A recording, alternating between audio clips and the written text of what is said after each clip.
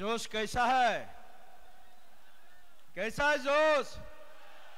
ठीक है, एक साथ मेरे साथ बोलिए सब लोग, दोनों हाथ मुट्ठी बांध करके विजय का संकल्प लीजिए। बोलिए सब, भारत माता की। और जोर से आवाज पूरा बीटीआर में जाना चाहिए। बोलिए भारत माता की। वंदे वंदे।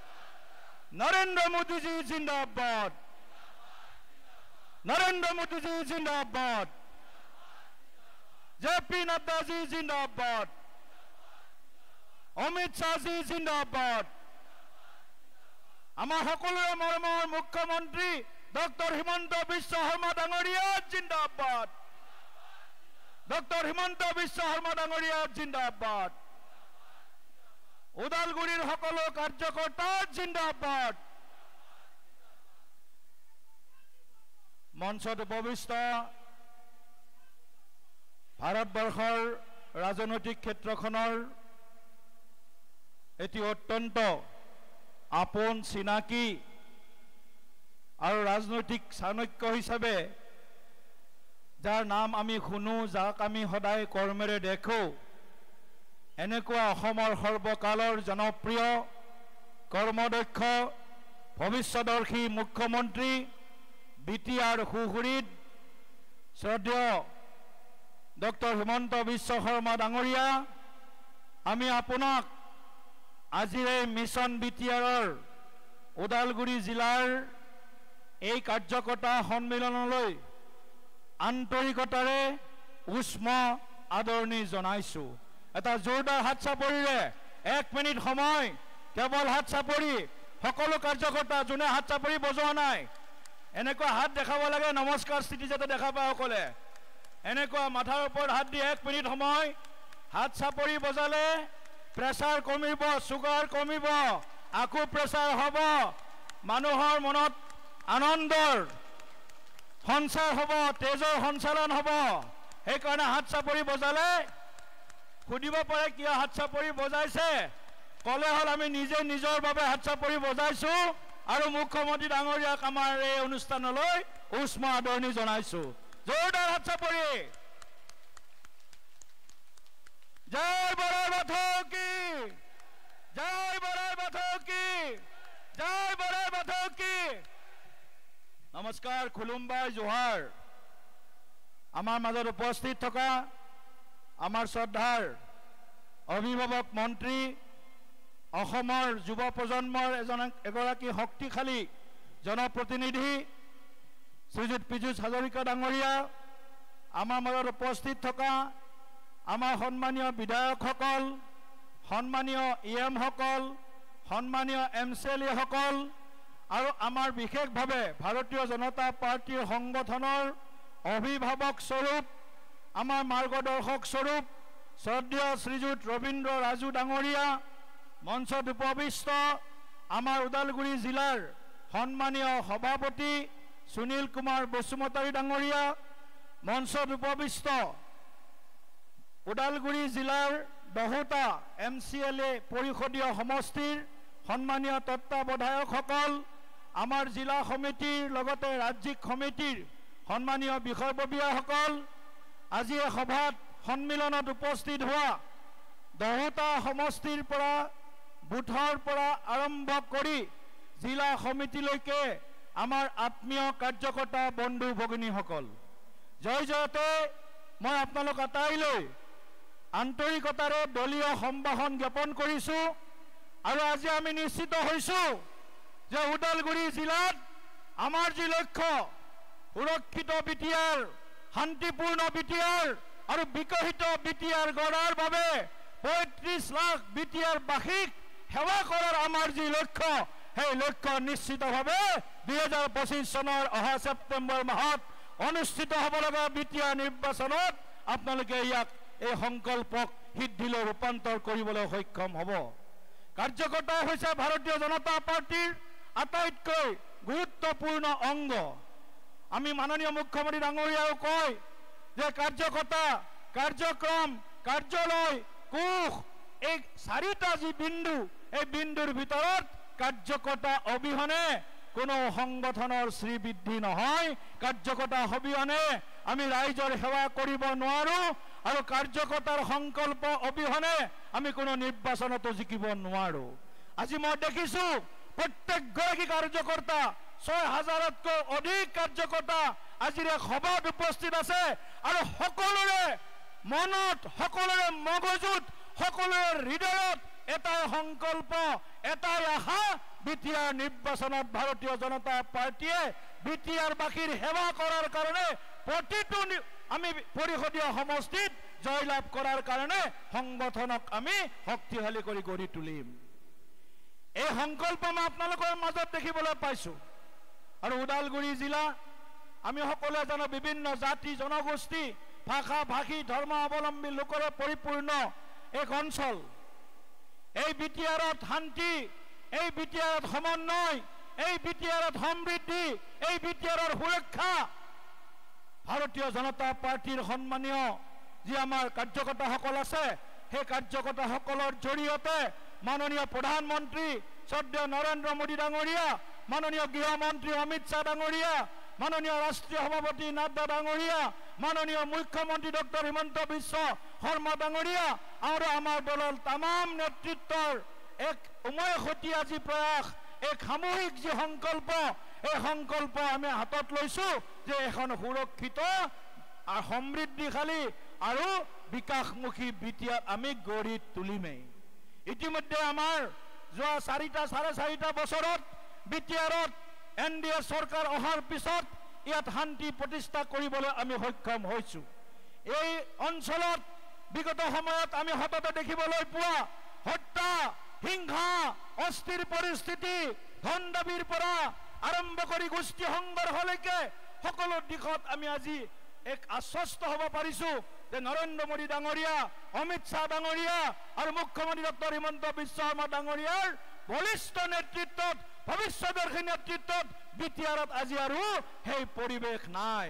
আৰু এটা কথা আমি আজি সংকল্প লৈ এই সভাত আহিছোঁ যে ভৱিষ্যতৰ দিনতো আমি বিটিআৰক অস্থিৰ কৰিব বিচৰা, বিটিআৰত অশান্তি বিয়পাব বিচৰা কোনো শক্তিকে আমি আগবাঢ়িবলৈ নিদিওঁ।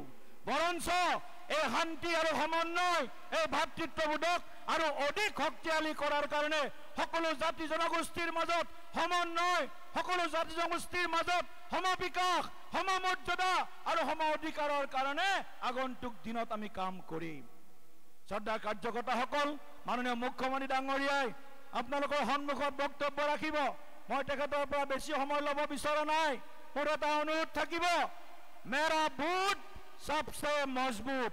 মোৰ লগত সকলোৱে এবাৰ ক'ব, সকলোৱে দুই হাত দাঙি একেলগে মোৰ লগত ক'ব, मेरा बूथ नहीं इस आवाज में नहीं होगा, पूरा जैसे भारत माता का जय जयकार किया उसी आवाज में बोलिए, मेरा बूथ, मेरा बूथ, मोर बूथ, मोर बूथ, मोर बूथ সকলোতকৈ মজবুত কৰিব লাগিব।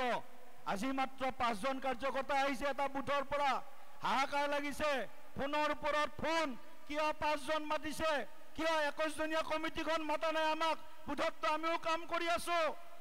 মন্ত্ৰী পীযুষ হাজৰিকা ডাঙৰীয়াই মোক কৈ আছে আজি এনেকুৱা ধৰণৰ হৈছে, মাননীয় মুখ্যমন্ত্ৰী ডাঙৰীয়াই আমাক নিৰ্দেশনা দিছে যে পীযুষ হাজৰিকা ডাঙৰীয়াই অহা 10 দিন পিছত প্ৰতিটো পৰিষদীয় সমষ্টিত 10টা সমষ্টিত 1500 পৰা 2000 কাৰ্যকৰ্তাৰ কেৱল কাৰ্যকৰ্তাৰ এখন সভা আমি আপোনালোকৰ সমষ্টিয়ে আয়োজন কৰিম, য'ত সকলো বুথৰ কাৰ্যকৰ্তা উপস্থিত থাকিব। বুথ শক্তিশালী কৰাৰ অৰ্থ হ'ল বুথত থকা আমিবোৰ কাৰ্যকৰ্তাই সেই বুথটোৰ ৰাইজৰ লগত সতত সম্পৰ্ক ৰক্ষা কৰিব লাগিব, তেওঁলোকৰ সুখ দুখৰ সমভাগী হ'ব লাগিব।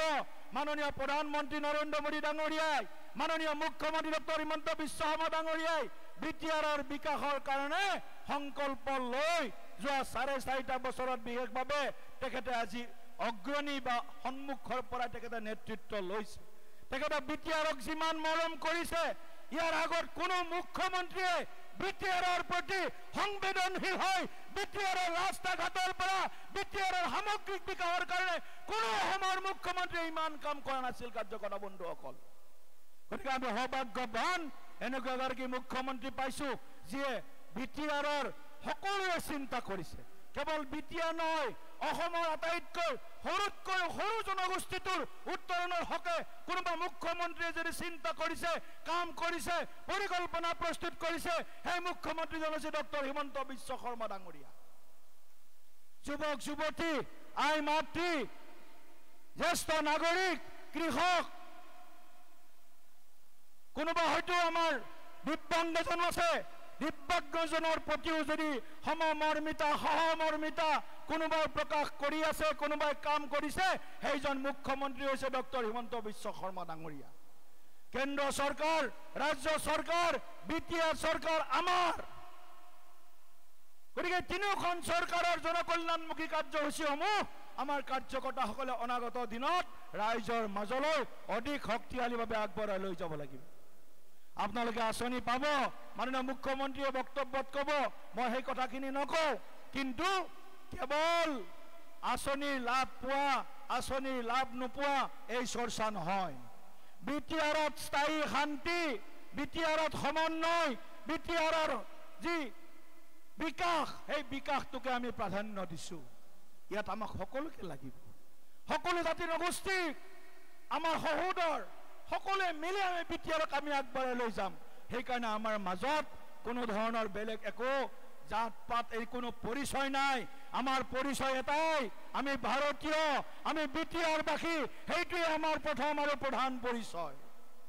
সেইকাৰণে প্ৰত্যেকজন আজি আমাৰ ইয়াত কাৰ্যকৰ্তা আছে, মই এটাই আকৌ অনুৰোধ কৰিম, বুথৰ মজবুত শক্তিশালী বুথৰ ভেটি কাৰ্যকৰ্তাসকলে পৃষ্ঠা প্ৰমুখৰ পৰা আৰম্ভ কৰি সকলো কাম নিয়াৰিকৈ কৰিব লাগিব। কোনো এটা বুথত, কোনো এটা অঞ্চল যাতে আমাৰ চকুৰ আঁতৰত নাথাকে, আমাৰ নখদৰ্পণত যাতে সকলো জাতি জনগোষ্ঠীৰ সমস্যাবিলাক থাকে, তাৰ সমাধানৰ কাৰণে ইতিমধ্যে প্ৰয়াস হৈছে। বিটিআৰত আমাৰ যিসকল জাতি জনগোষ্ঠীৰ লোক আছে, সকলোকে সমানে আগবঢ়াই লৈ যোৱাৰ কাৰণে প্ৰয়াস চলিছে। হয়, অলপ সময় লাগিব, অলপ আমাক সময় লাগিব।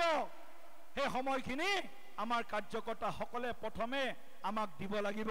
ধৈৰ্য, সংযম, আৰু আমাৰ যিটো কওঁ যে আমাৰ সকলোৱে মিলি আমি এই সময়খিনিত আমি কেৱল আৱেগিকো নহওঁ, আমি ইমোচনেল হৈ এই নিৰ্বাচনত অংশগ্ৰহণ কৰিব বিচৰা নাই। ব্যৱহাৰিক হৈ, বাস্তৱিক হৈ আমি কি কৰিব পাৰোঁ, সেই গোটেই কথাবিলাক চিন্তা সন্মুখত ৰাখি আমি বিটিআৰৰ নিৰ্বাচনত অৱতীৰ্ণ হৈছোঁ। শ্ৰদ্ধা ৰাইজ, শ্ৰদ্ধা কাৰ্যকৰ্তাসকল, মই বহুত বেছি বক্তব্য দিব এইকাৰণে খোজা নাই যে আমাৰ সন্মুখত নিৰ্বাচন বেছি সময় নাই। এটা কাম বেছি কৰাৰ সময়, কথা কম কোৱাৰ সময়। কম কথা কৈ কাম বেছি কৰিব লাগিব। তিনিজনীয়া সমিতি আমাৰ অতি শীঘ্ৰে গঠন হ'ব। তিনিজনীয়া সমিতি, যুৱ বাহিনী, সকলোবিলাক মহিলা শক্তি, সকলোবিলাক জ্যেষ্ঠ নাগৰিক, কৃষক, সকলোৱে মিলি আমি বিটিআৰত বসবাস কৰা আদিবাসী হওক, গোৰ্খা হওক, ৰাভা হওক, শৰণীয়া কছাৰী হওক, যি যি জাতি জনগোষ্ঠীৰ লোক আছে, সকলোৱে মিলি আমি এই বিটিআৰক বড়ো ভাই ভনীসকলে 4 দশক জোৰা যি সংগ্ৰাম কৰিছিল, য'ত 4000তকৈ অধিক ব্যক্তিৰ মৃত্যু হৈছিল, সেই বিটিআৰখনক আজি আমি শান্তিপূৰ্ণ বিটিআৰ হিচাপে নিজ চকুৰ সন্মুখত আমি দেখিবলৈ পাইছোঁ। ইয়াতকৈ প্ৰাপ্তিৰ বেলেগ আনন্দ আমাৰ নালাগে। এই আনন্দ, এই প্ৰাপ্তিৰ আনন্দ, এই প্ৰাপ্তিৰ আনন্দত আমি সকলোৱে সুখেৰে আছোঁ, শান্তিপূৰ্ণ হৈ আছোঁ, অস্থিৰতা নাইকিয়া হৈ গৈছে। তাতকৈ বেছি হয়তো আমি আৰু বহুত সোনকালে আশা কৰা নাই। এইখিনিয়ে মূল কথা। সকলোৱে মিলি প্ৰতিটো বুথ, 841টা বুথ, ওদালগুৰি জিলাত 10টা আমাৰ পৰিষদীয় সমষ্টি, 5 নং চেৰভাঙৰ পৰা 9 নং চেৰভাং, খৈৰাবাৰীৰ পৰা মুদেবাৰীলৈকে, ভেৰগাঁৱৰ পৰা খালিংদুৱাৰলৈকে, এইফালে আমাৰ ৰৌতাৰ পৰা ধনশ্ৰীলৈকে 10টা সমষ্টিত আমি এইবাৰ প্ৰাৰ্থী জিকোৱাৰ কাৰণে, প্ৰাৰ্থী কেৱল জিকোৱা নহয়, 10টা সমষ্টিত যাতে আমি এই নিৰ্বাচনত ৰাইজৰ ওচৰত থাকি ৰাইজৰ আশীৰ্বাদ লৈ বিটিআৰৰ যি শাসন হ'ব, সেই শাসনত ওদালগুৰিয়ে যাতে সিংহভাগ যোগদান ভাৰতীয় জনতা পাৰ্টীৰ পক্ষৰ পৰা কৰিব পাৰে। তাৰ কাৰণে আপোনালোকে 5খন জিলাৰ ভিতৰত নাম্বাৰ 1 হ'ব লাগিব ওদালগুৰি।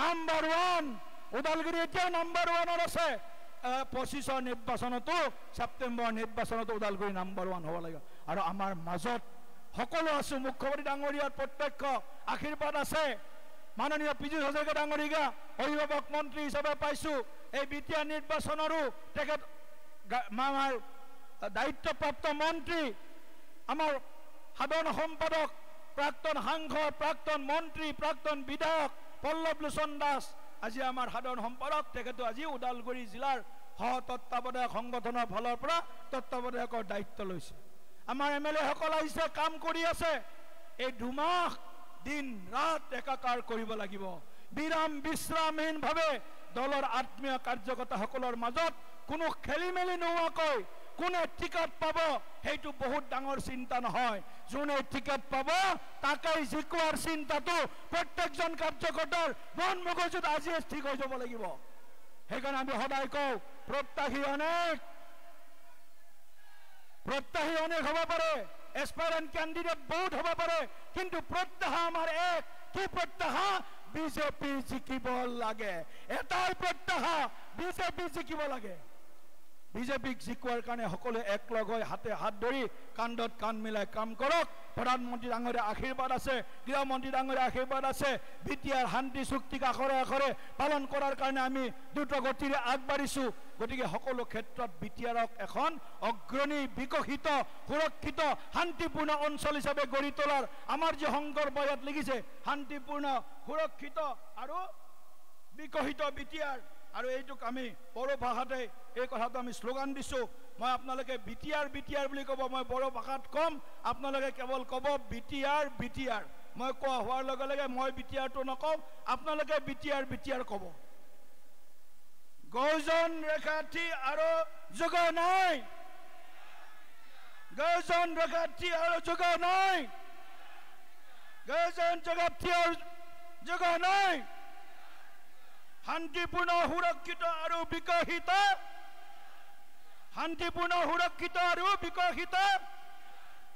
বহুত বহুত ধন্যবাদ নমস্কাৰ ভাৰত মাতা কি জয়